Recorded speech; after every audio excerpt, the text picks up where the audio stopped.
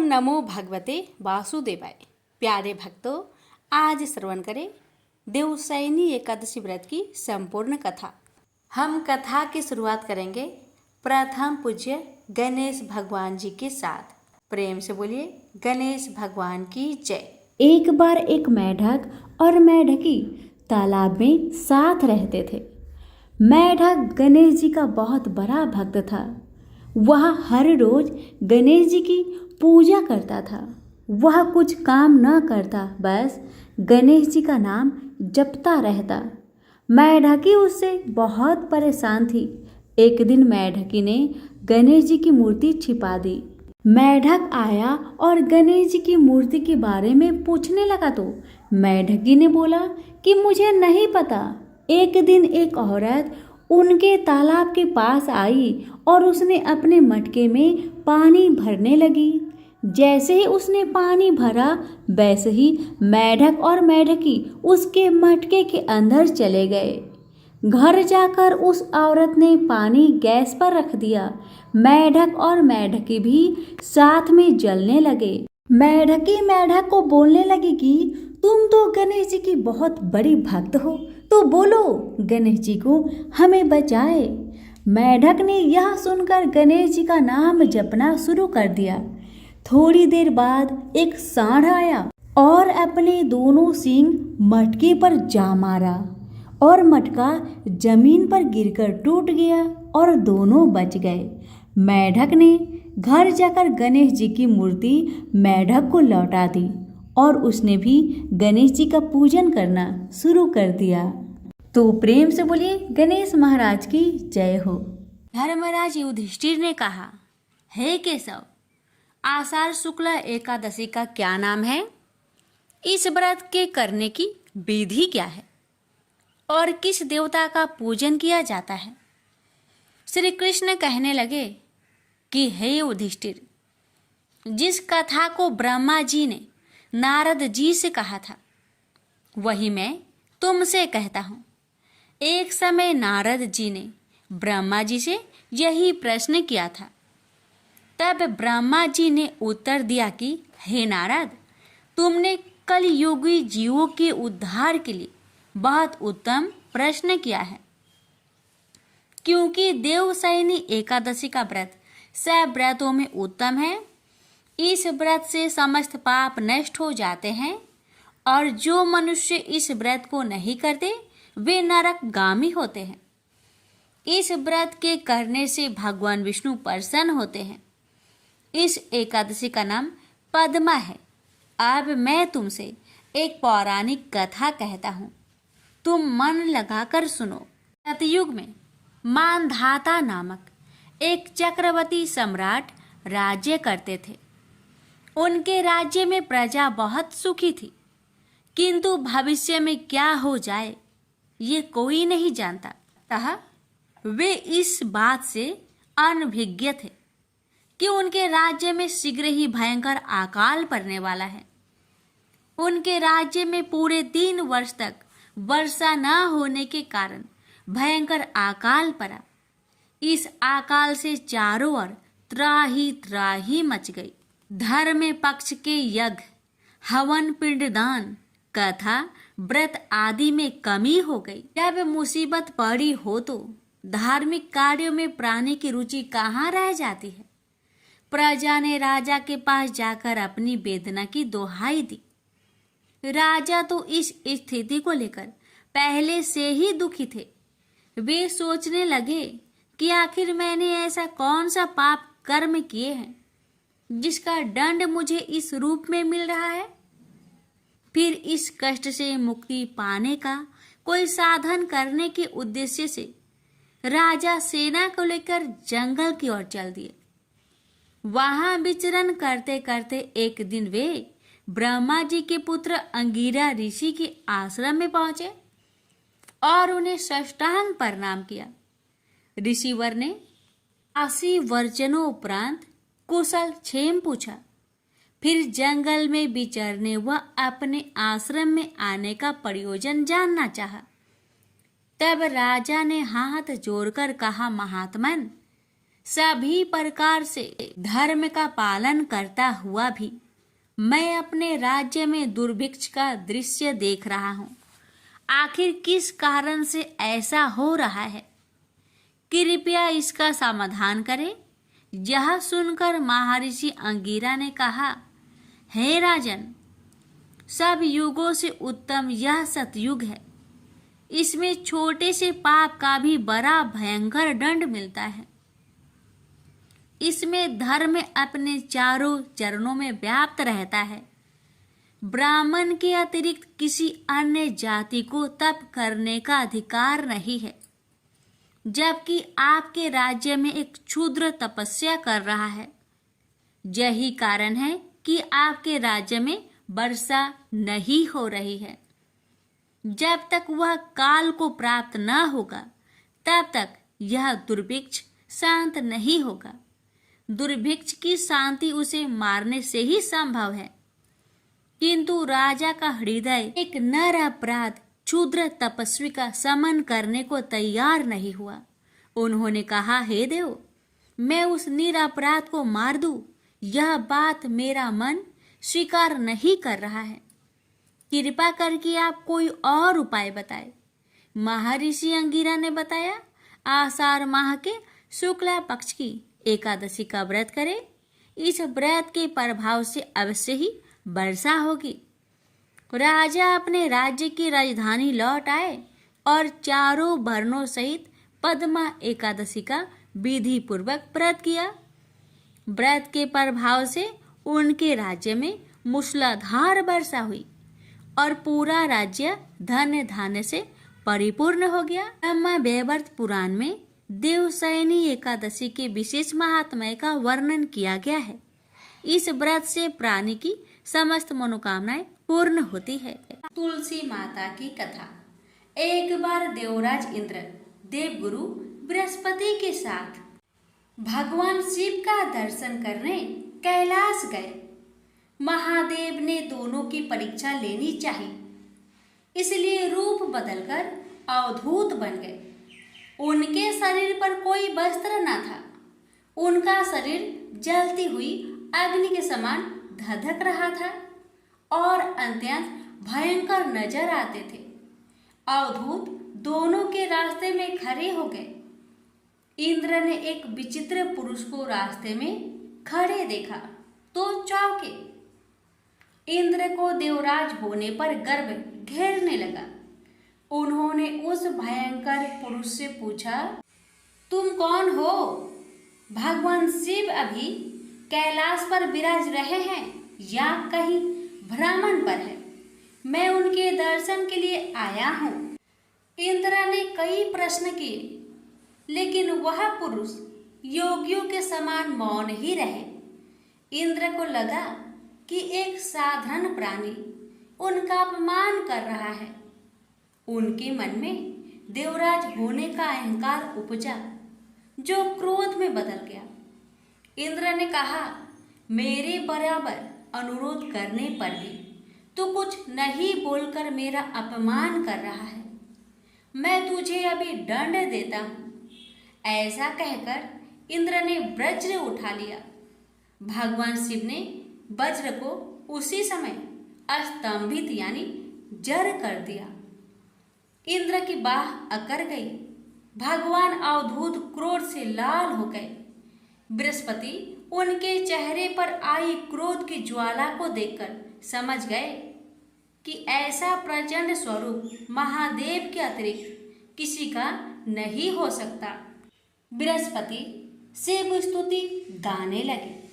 उन्होंने इंद्र को भी महादेव के चरणों में लेटा दिया और बोले, प्रभु, इंद्र आपके चरणों में पड़े हैं, आपके शरणागत है।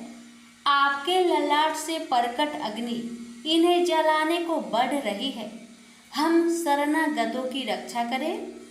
बृहस्पति ने विनती की, प्रभु, भक्तों पर आपकी सदा कृपा बरसती है। आप भक्त वत्सल और सर्वसम्मत है। आप इस तेज को कहीं और स्थान दे दीजिए ताकि इंद्र के प्राणों की रक्षा हो। भगवान रुद्र ने कहा, बृहस्पति, मैं तुम पर बहुत प्रसन्न हूँ। इंद्र को जीवन दान देने के कारण तुम्हारा एक नाम जीव भी होगा। मेरे तीसरे नेत्र से प्रकट इस अग्नि का ताप देवता सहन नहीं कर सकते, इसलिए मैं इसको बहुत दूर छोड़ूंगा। महादेव ने उस तेज को हाथ में धारण कर समुद्र में फेंक दिया। वहां फेंके जाते ही भगवान शिव का वह तेज तत्काल एक बालक के रूप में परिवर्तित हो गया। सिंधु से उद्भव होने के कारण उसका नाम सिंधु पुत्र जलंधर प्रसिद्ध हुआ। जलंधर जिसका नाम शंखचूड़ भी हुआ, शिव के तेज से उत्पन्न हुआ था। इस कारण परम शक्तियों से संपन्न था। वह देवों से भी ज्यादा शक्तिवान था। वह उस तेज से पैदा हुआ था जो इंद्र को समाप्त करने वाला था। इसलिए असुरों ने उसे अपना राजा बनाया। अवधूत रूप में यह लीला करने के बाद महादेव अंतर्ध्यान हो गए। इंद्र के गर्भ का भंजन भी हुआ, भगवान के दर्शन भी हो गए। तुलसी से जुड़ी एक कथा बहुत प्रचलित है। श्रीमद् देवी भागवत पुराण में इनके अवतरण की दिव्य लीला कथा भी बनाई गई है। एक बार शिव ने अपने तेज को समुद्र में फेंक दिया था। उससे एक महातेजस्वी बालक ने जन्म लिया। यह बालक आगे चलकर जालांधर के नाम से पराक्रमी दैत्य राजा बना। इसकी राजधानी का नाम जालांधर नगरी था। दैत्यराज काल नेमि की कन्या वृंदा का विवाह जालंधर से हुआ। जालंधर महाराक्षस था। अपनी सत्ता के मद में चूर उसने माता लक्ष्मी को पाने की कामना से युद्ध किया, परंतु समुद्र से ही उत्पन्न होने के कारण माता लक्ष्मी ने उसे अपने भाई के रूप में स्वीकार किया। वहां से पराजित होकर वह देवी पार्वती को पाने की लालसा से कैलाश पर्वत पर गया। भगवान देवाधिदेव शिव का ही रूप धरकर माता पार्वती के समीप गया, परंतु मां ने अपने योग बल से उसे तुरंत पहचान लिया तथा वहां से अंतर्ध्यान हो गई। देवी पार्वती ने क्रोध होकर सारा वृत्तांत भगवान विष्णु को सुनाया। जालांधर की पत्नी वृंदा अत्यंत पतिव्रता स्त्री थी। उसी के पतिव्रत धर्म की शक्ति से जालांधर ना तो मारा जाता था और ना ही पराजित होता था। इसलिए जालांधर का नाश करने के लिए वृंदा के पतिव्रत धर्म को भंग करना बहुत जरूरी था। इसी कारण भगवान विष्णु ऋषि का भेष धारण कर वन में जा पहुँचे, जहाँ वृंदा अकेली भ्रमण कर रही थी। भगवान के साथ दो मायावी राक्षस भी थे, जिन्हें देखकर वृंदा भयभीत हो गई। ऋषि ने वृंदा के सामने पल में दोनों को भस्म कर दिया।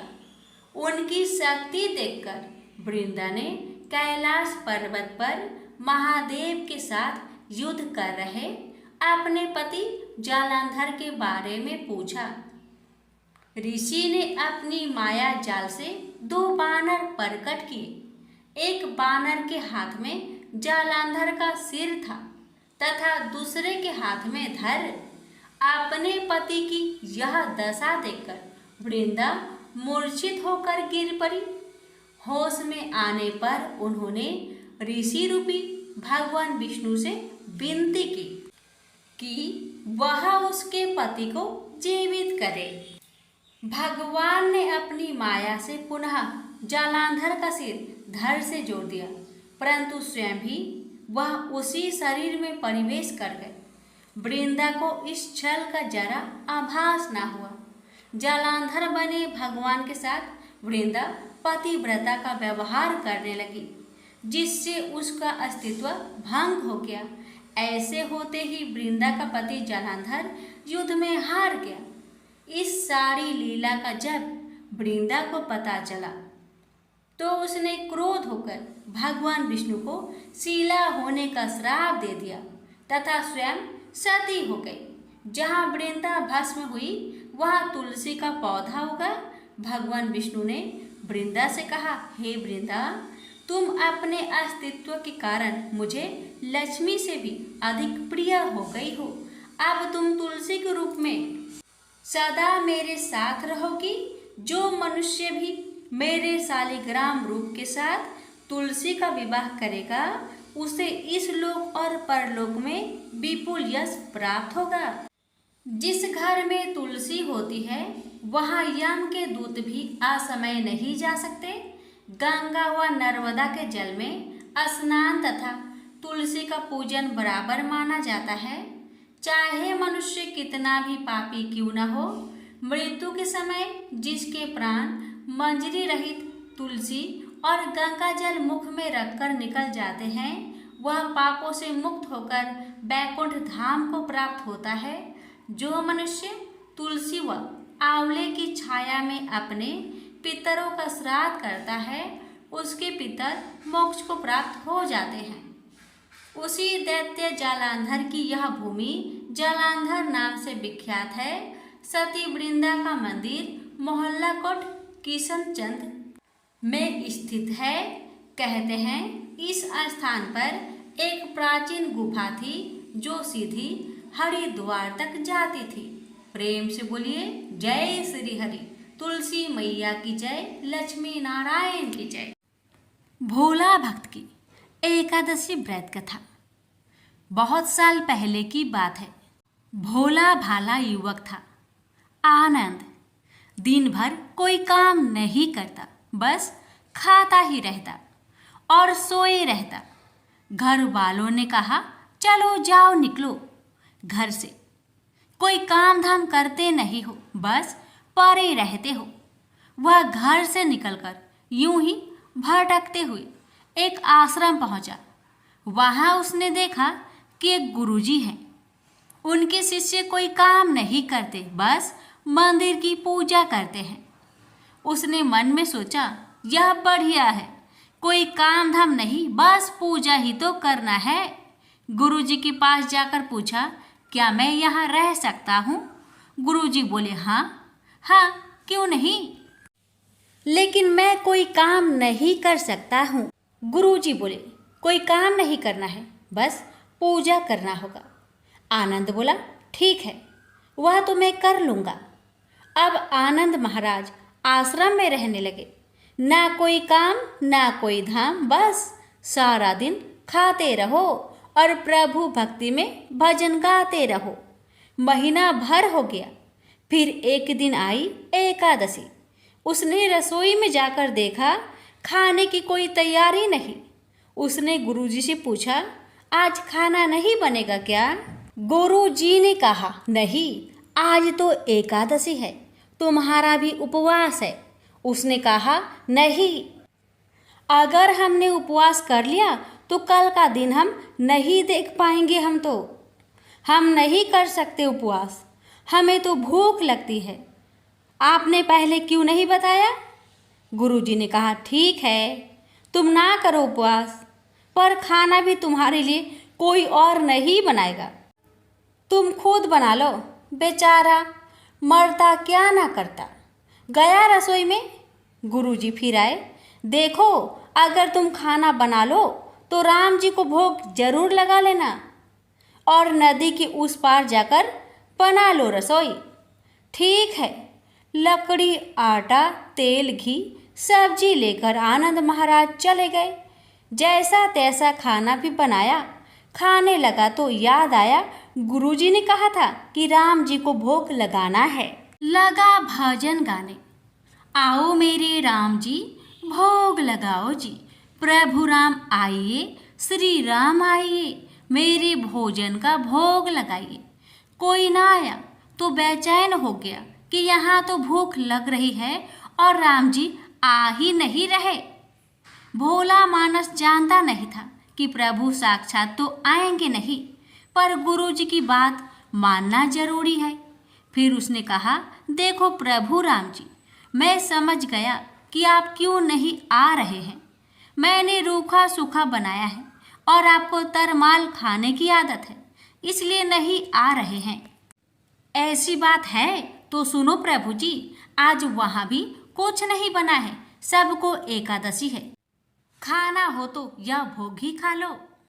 श्री राम अपने भक्त की सरलता पर बड़े मुस्कुराए और माता सीता के साथ प्रकट हो गए। भक्त असमंजस में, गुरुजी ने तो कहा था कि राम जी आएंगे, पर यहाँ तो माता सीता भी आई है और मैंने तो भोजन बस 2 लोगों का बनाया है। चलो कोई बात नहीं, आज इन्हें ही खिला देते हैं। बोला, प्रभु मैं भूखा रह गया, लेकिन मुझे आप दोनों को देखकर बड़ा अच्छा लग रहा है। लेकिन अगली एकादशी पर ऐसा ना करना, पहले बता देना कि आप कितने जन आ रहे हो, और हाँ थोड़ा जल्दी आ जाना। राम जी उसकी बात पर बड़े मुंदित हुए, प्रसाद ग्रहण कर चले गए। अगली एकादशी तक यह भोला मानस सब भूल गया। उसे लगा प्रभु ऐसे ही आते होंगे और प्रसाद ग्रहण करते होंगे। फिर एकादशी आई। गुरुजी से कहा, मैं चला अपना खाना बनाने, पर गुरुजी थोड़ा ज़्यादा अनाज लगेगा, वहाँ 2 लोग आते हैं।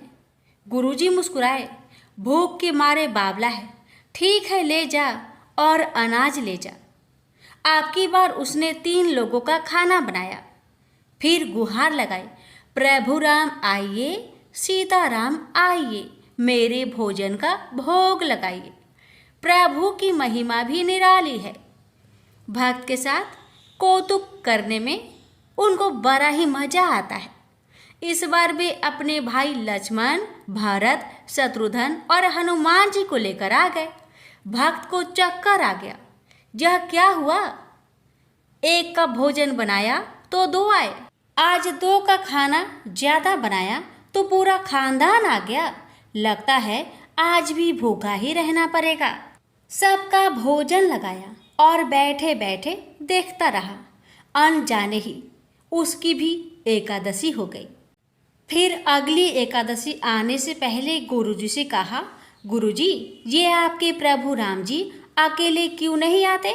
हर बार कितने सारे लोग ले आते हैं, इस बार अनाज ज़्यादा देना। गुरुजी को लगा कहीं यह अनाज बेचता तो नहीं, देखना पड़ेगा जाकर।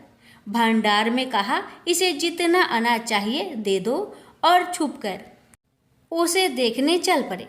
इस बार आनंद ने सोचा, खाना पहले नहीं बनाऊंगा, पता नहीं कितने लोग आ जाए, पहले बुला लेता हूँ फिर बनाता हूँ। फिर टेर लगाई, प्रभु राम आइए, श्री राम आइए, मेरे भोजन का भोग लगाइए। सारा राम दरबार मौजूद।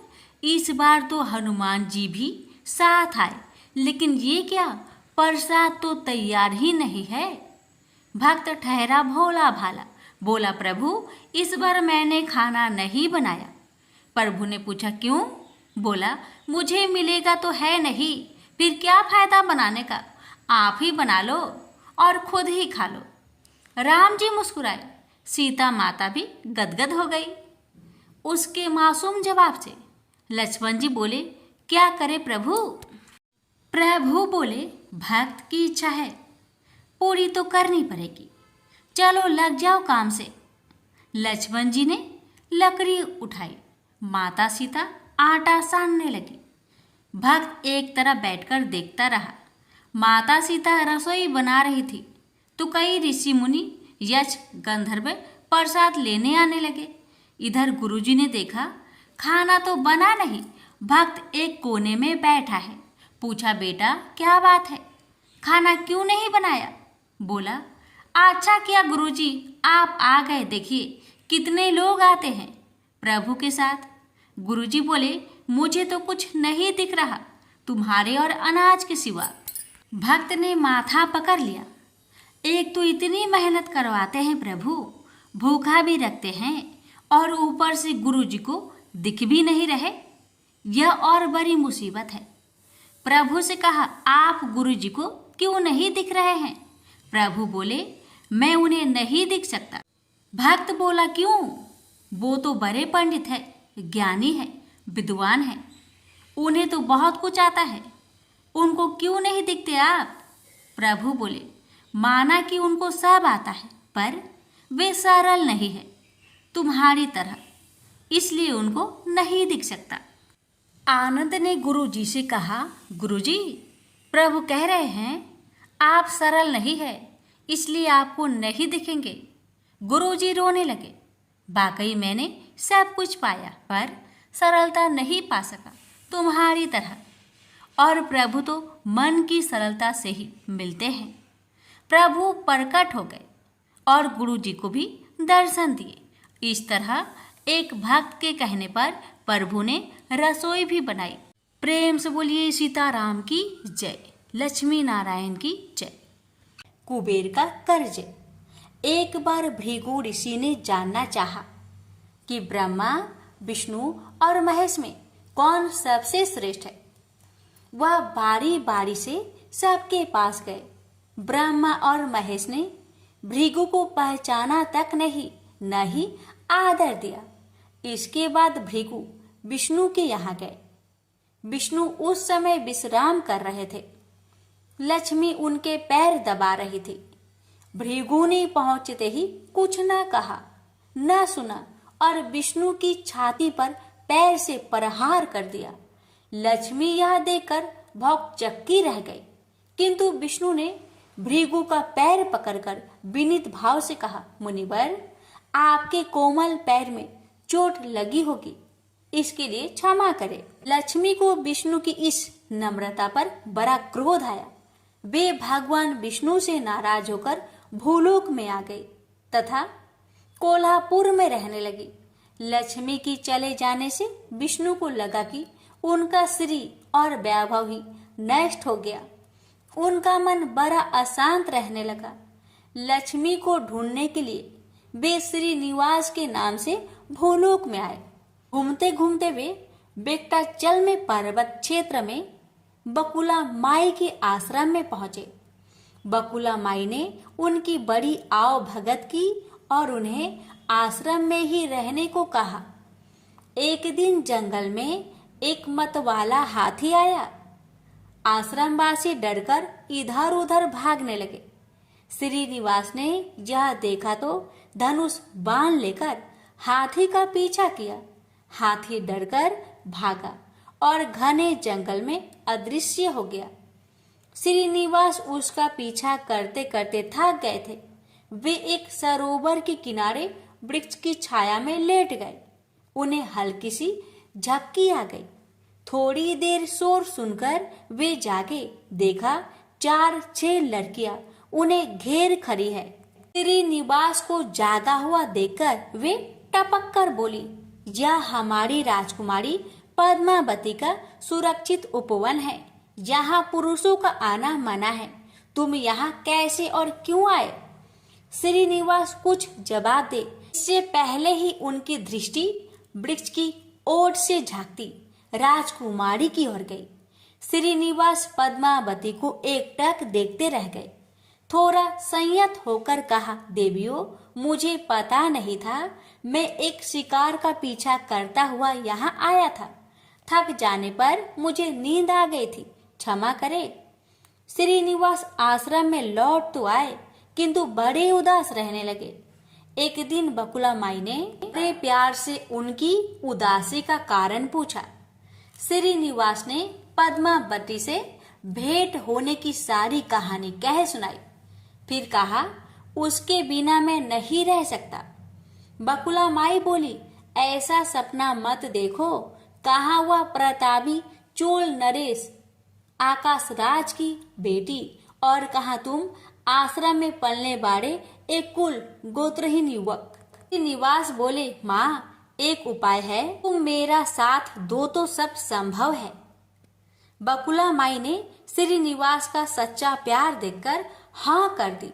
श्रीनिवास ज्योतिष जानने वाली औरत का भेष बनाकर राजा आकाश की राजधानी नारायणपुर पहुंचे। उसकी चर्चा सुन पद्मावती ने भी उस औरत को महल में बुलाकर अपना हाथ दिखाया। राजकुमारी की हस्तरेखा देखकर वह बोली, राजकुमारी, कुछ दिन पहले तुम्हारी भेंट तुम्हारे सुरक्षित उद्यान में किसी युवक से हुई थी। तुम दोनों की दृष्टि मिली थी। उस युवक से तुम्हारी शादी का योग बनता है। पद्मावती की माँ धारणा देवी ने पूछा, यह कैसे हो सकता है? ज्योतिषी औरत बोली, ऐसा ही योग है।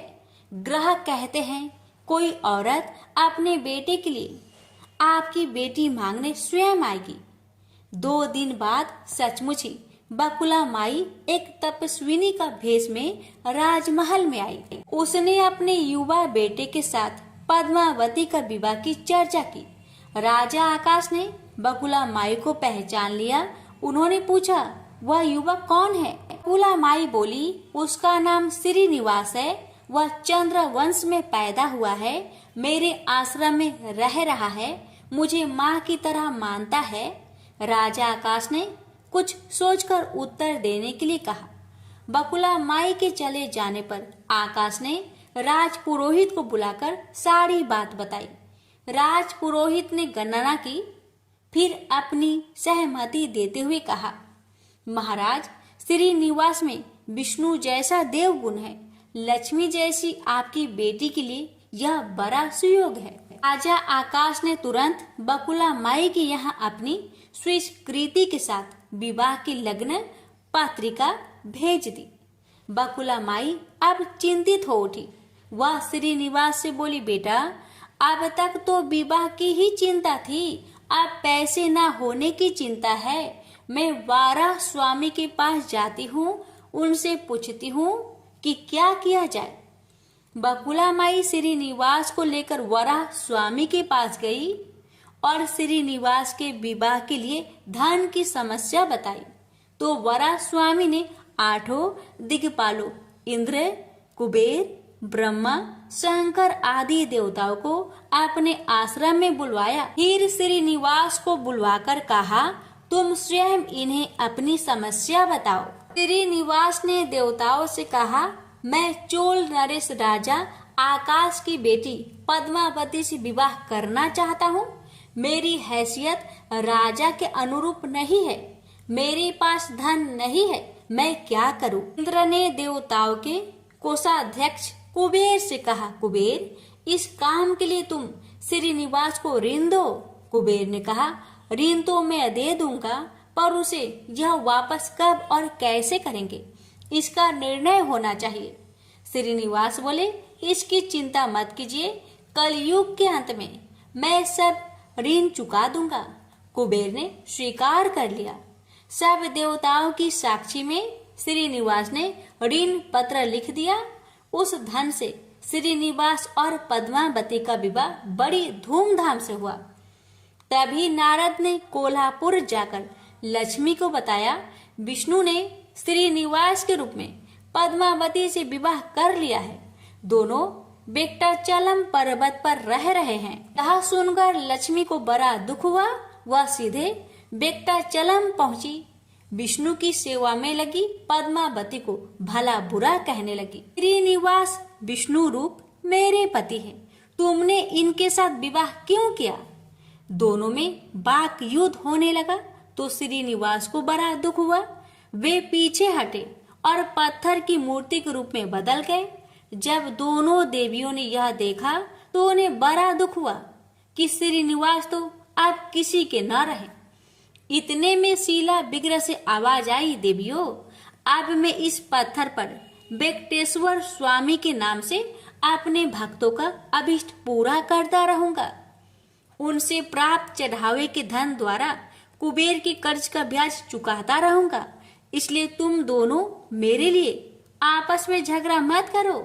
शीला विग्रह से यह बानी सुनते ही लक्ष्मी और पद्मावती दोनों ने सिर झुका लिया। लक्ष्मी कोल्हापुर आकर महालक्ष्मी के रूप में प्रतिष्ठित हो गई और पद्मावती तिरुनाचूर में शीला विग्रह के रूप में स्थित हो गई। आज भी तिरुपति क्षेत्र में तिरुमाला पहाड़ी पर भगवान वेंकटेश्वर स्वामी के दर्शन हेतु भक्त गणों से इसी भाव से शुल्क लिया जाता है। उनकी पूजा पुष्प मिष्ठान आदि से ना होकर धन द्रव्य से होती है। इसी धन से भगवान श्रीनिवास विकटेश्वर स्वामी कुबेर का कर्ज चुका रहे हैं। प्रेम से बोलिए जय श्री हरि। हे लक्ष्मी नारायण, आपकी कथा कहने वाले, सुनने वाले, हुक्कार भरने वाले सभी भक्तों पर आपने कृपा सदा सर्वदा बनाए रखेगा। तो प्रेम से बोलिए लक्ष्मी नारायण भगवान की जय। लापसी तपसी की कथा। एक लापसी था, एक तपसी था। तपसी हमेशा भगवान की तपस्या में लीन रहता था। लापसी रोजाना 1.25 सेर की लापसी बनाकर भगवान का भोग लगाकर जीम लेता था। एक दिन दोनों लड़ने लगे। लापसी बोला, मैं रोज भगवान की तपस्या करता हूँ, इसलिए मैं बड़ा हूँ। लापसी बोला कि मैं रोज भगवान को 1.25 सेर लापसी का भोग लगाता हूँ, इसलिए मैं बड़ा हूँ। नारद जी वहां से गुजर रहे थे। दोनों को लड़ता देखकर उनसे पूछा कि क्यों तुम लड़ रहे हो। लापसी ने खुद को बड़ा होने का कारण बताया और तपसी ने अपना कारण बताया। नारद जी बोले, तुम्हारा फैसला मैं कर दूंगा। दूसरे दिन लापसी और तपसी नहाकर अपनी रोज की भक्ति करने आए तो नारद जी ने छुपकर 1.25 करोड़ की एक एक अंगूठी उन दोनों के आगे रख दी। तपसी की नजर जब अंगूठी पर पड़ी तो उसने चुपचाप अंगूठी उठाकर अपने नीचे दबा ली। लापसी की नजर अंगूठी पर पड़ी लेकिन उसने ध्यान नहीं दिया। भगवान को भोग लगाकर लापसी खाने लगा। नारद जी सामने आए तो दोनों ने पूछा कि कौन बड़ा। तो नारद जी ने तपसी को खड़ा होने को कहा। वो खड़ा हुआ तो उसके नीचे दबी अंगूठी दिखाई पड़ी। नारद जी ने तपसी से कहा, तपस्या करने के बाद भी तुम्हारी चोरी करने की आदत नहीं गई, इसलिए लापसी बड़ा है और तुम्हें तुम्हारी तपस्या का कोई भी फल नहीं मिलेगा। तपसी शर्मिंदा होकर माफी मांगने लगा। उसने नारद जी से पूछा, मुझे मेरी तपस्या का फल कैसे मिलेगा। नारद जी ने कहा, यदि कोई गाय और कुत्ते की रोटी नहीं बनाएगा तो फल तुझे मिलेगा। यदि कोई ब्राह्मण को भोजन करवाकर दक्षिणा नहीं देगा तो फल तुझे मिलेगा। यदि कोई साड़ी के साथ ब्लाउज नहीं देगा तो फल तुझे मिलेगा। यदि कोई दिए से दिया जलाएगा तो फल तुझे मिलेगा। यदि कोई सारी कहानी सुने लेकिन तुम्हारी कहानी नहीं सुने तो फल तुझे मिलेगा। उसी दिन से हर व्रत कथा कहानी के साथ लापसी तपसी की कहानी भी सुनी और कही जाती है। प्रेम से बोलिए लक्ष्मी नारायण की जय।